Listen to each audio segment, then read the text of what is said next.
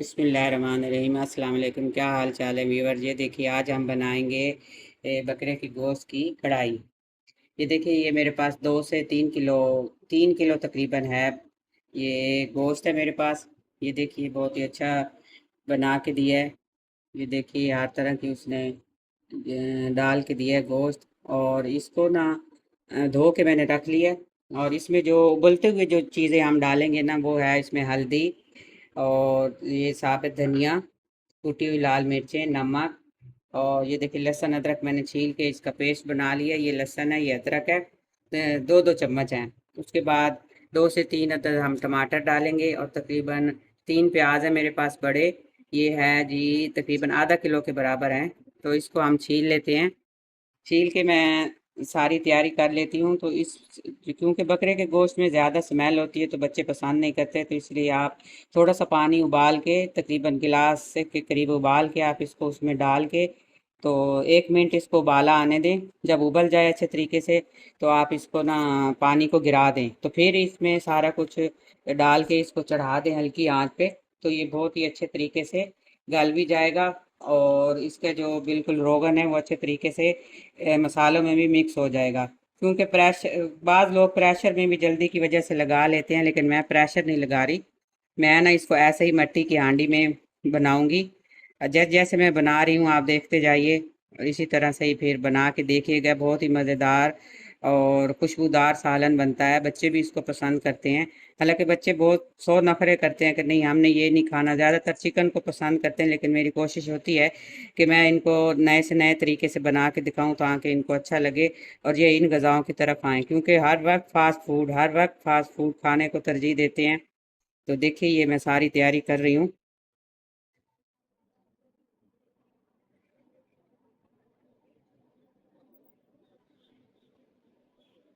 ये देखिए, ये याद रखिएगा, अगर हम प्याज छीलते हुए ये वाला पार्ट इसका नहीं अलग करेंगे तो ये प्याज ना गलता नहीं है। अगर आप इसको उतार देंगे और इसको साफ करके डालेंगे तो ये बहुत अच्छे तरीके से जल्दी से गल भी जाता है, और इसकी ग्रेवी भी बहुत अच्छी बनती है। इसमें मैं आप 2 से 3 किलो मेरे पास गोश्त है, तो मैं तकरीबन आधा किलो टमाटर और तकरीबन 1 पाव ना दही भी डालूंगी, ताकि अच्छी से हमारी ग्रेवी बन जाए और मसाला भी बहुत अच्छा बने। ये देखिए, मैं अब साथ साथ तैयारी करती जा रही हूँ। और पानी मैंने चूल्हे के ऊपर रखा हुआ है उबलने के लिए, ताकि मैं इसको एक दो उबाले दिलवा के उसको ज़ाया कर दूँ। और फिर मैं सारे मसाले डाल के आपसे मिलती हूँ। ये देखिए, मैं हर मसाला अपने हाथ से कूट के इस्तेमाल करती हूँ। ये देखिए, बहुत हमने बारीक नहीं करना, बस इसको मोटा मोटा दरदरा सा पीस लेना है। ये देखिए, ये है हमारे पास तकरीबन 2 से ढाई चम्मच हैं। इसको आप मोटा मोटा पीस लूँगी।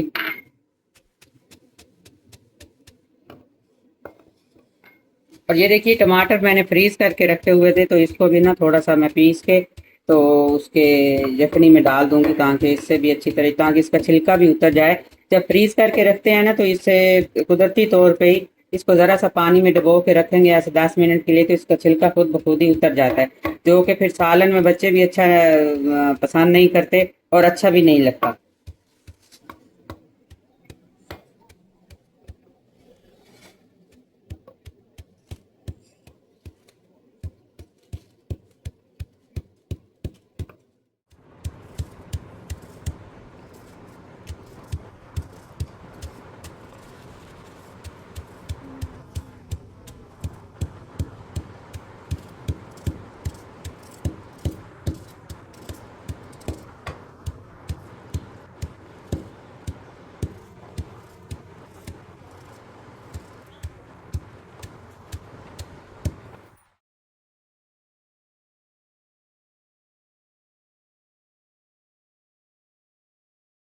मिट्टी की कढ़ाई है। अब इसको मैं रखूंगी चूल्हे के ऊपर। चूल्हा मैंने जला लिया है, और ये पानी गर्म हो चुके, तो इसमें जो मैंने गोश्त वाश करके रखा हुआ है, तो देखिए, ये अब इसको ज़रा 1-2 मिनट के लिए मैं उबलने के लिए रख दूंगी, ताकि इसकी जो स्मेल है वो ख़त्म हो जाए। ये देखिए।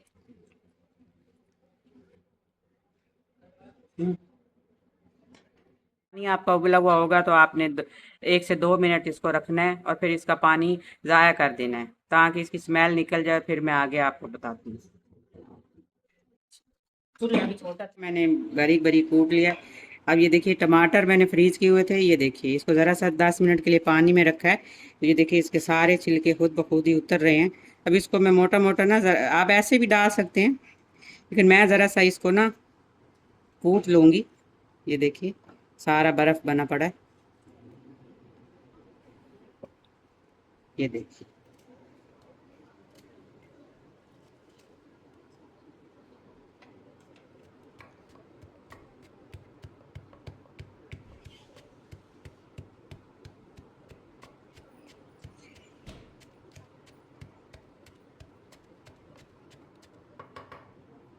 ये देखिए इस तरीके से हो गया। इसको हम प्याज़ों के ऊपर ही डाल देंगे, इकट्ठा तो डालना मसाला। इसी तरह से दूसरा भी मैं कर लूँगी। आप ग्राइंड भी कर सकते हैं, कोई मसला नहीं है, या तो ग्राइंड करके इकट्ठे करके रख लें, आपने 2 चम्मच निकाले। और क्योंकि आजकल टमाटर सस्ते हो रहे हैं तो बंदा ले के रख लेता है।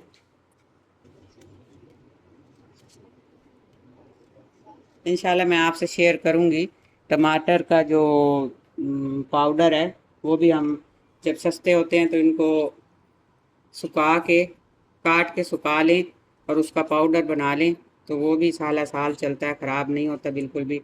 आपने 2 चम्मच निकाले और उसका सालन में डाल दें। जब टमाटर बहुत ही महंगे होते हैं, 200 से 300 400 रुपए किलो बिक रहे होते हैं, तो वो भी हमें उस वक्त बहुत बचत हो जाती है हमारी, जैसे घरेलू खातून की।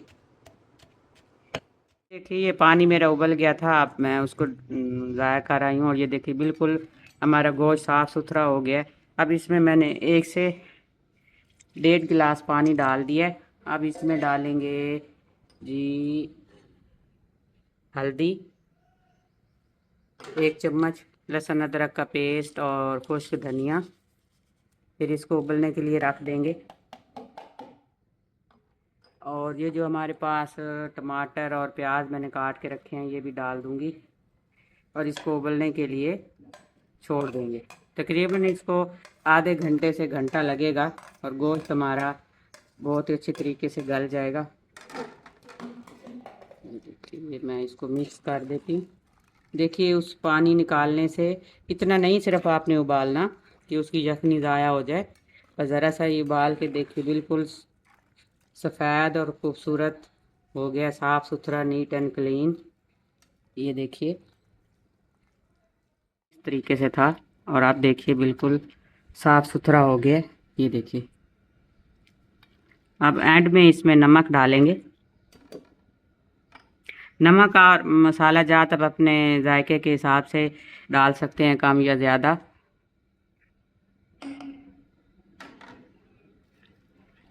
देखिए अब मैं इसको छोड़ दूंगी गलने के लिए। ये अच्छे तरीके से गल जाएगा तो फिर आपसे मिलते हैं। ये देखिए अब इसको मैं ऊपर से कवर कर रही हूँ ताकि ये गलता रहे।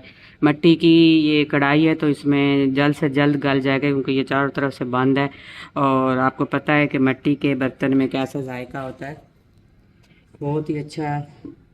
ये देखिए ये बिल्कुल इसमें से ये भी एक प्रेशर कुकर की तरह ही काम करेगा। जी तकरीबन मेरा आधा घंटा हो गया, गोश्त मैंने उबलने के लिए रखा हुआ है। देखिए तकरीबन आधा गल चुका है, और जैसे ही कोई बुनाई की तरफ जाएगा तो बाकी जो मसाले इसमें डलेंगे वो भी मैं आपसे शेयर करती हूँ। ठीक है, मेरा गोश्त उबल रहा है, ये देखिए क्योंकि आधे से ज़्यादा गल चुका है। ऐसे 15 से 20 मिनट के बाद इंशाल्लाह बुनाई की तरफ जाएगा। फिर इसमें जो मसाले डलेंगे वो भी मैं आपसे शेयर करती हूँ, क्योंकि इसमें सारे हमने खड़े मसाले डालने हैं, जैसे कि ज़ीरा भुना हुआ और कुटी हुई मिर्चें, और गरम मसाले में जो चीज़ें होती हैं लौंग, बड़ी इलायची, जायफल, जवित्री, तो सारा मैंने भून के रखा हुआ है, तो पीस के रखा हुआ है। वो भी मसाला मैं आपसे शेयर करूँगी कि कौरमे ये कढ़ाई का मसाला कैसे बनाते हैं। तो मैं तो हमेशा अपने हाथ से ही बना के इस्तेमाल करती हूँ। ये देखिए जो हमने टमाटर का पेस्ट डाला है और प्याज श्याज तकरीबन आधे से ज़्यादा गाल चुके हैं, मतलब इंशाल्लाह ये अब थोड़ी देर तक 10 से 15, क्योंकि ये मिट्टी का बर्तन है ना, तो ये एक दफ़ा गर्म हो जाए तो फिर ये काफ़ी देर तक चलता रहता है। 10 से 15 मिनट तक ये बुनाई की तरफ जाएगा तो फिर जो गोश्त है वो भुनाई की तरफ जा रहा है। अब हम इसमें डालेंगे ऑयल। देखिए मैं इसमें अब डाली हूँ ऑयल, क्योंकि हमारे पास 2.5 से 3 किलो गोश्त है, तो इसमें तकरीबन 4, को पता है कढ़ाई में तो ऑयल ज़्यादा ही डलता है। 3 से 4 चम्मच मैंने ऑयल का डाले हैं।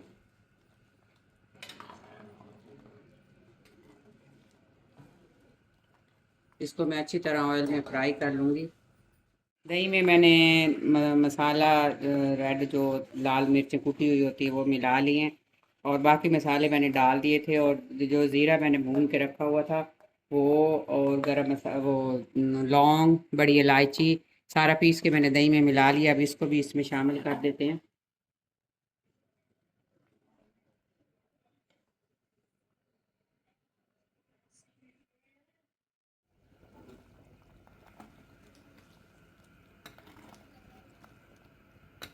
देखिए ये हमारा बुनाई की तरफ जा रहा है, और इतनी अच्छी खुशबू आ रही है। तमाम मसाले जो डाले हैं भून के, बहुत अच्छी खुशबू आ रही है। पता नहीं चल रहा कि ये बकरे का गोश्त पक रहा है या नहीं।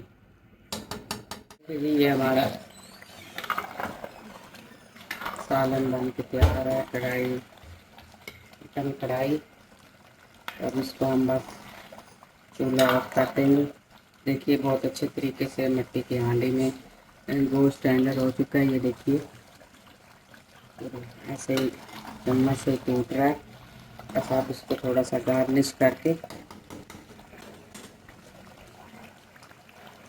इसी रेड मिर्ची हैं 2 मिनट इसको ज़रा फ्राई कर लूँ, तो फिर थोड़ा सा हिला देते हैं।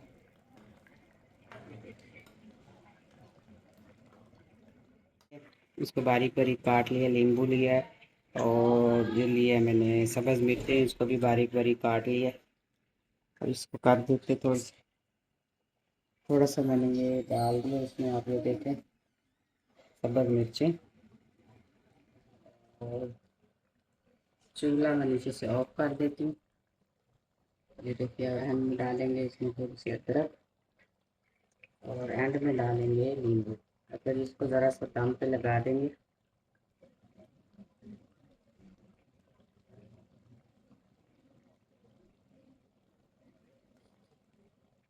ये हमारी मटन कढ़ाई बन के हो गई है तैयार।